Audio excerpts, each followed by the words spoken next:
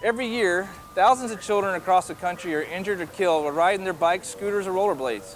Helmets can't prevent accidents, but they do provide protection when things go wrong.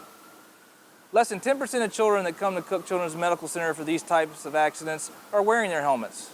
Even adults wear helmets to protect them while they work or play to keep from getting hurt.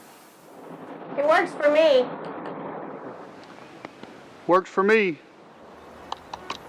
It works for me. It works for me. It works for me. It works for me. Let your helmet work for you.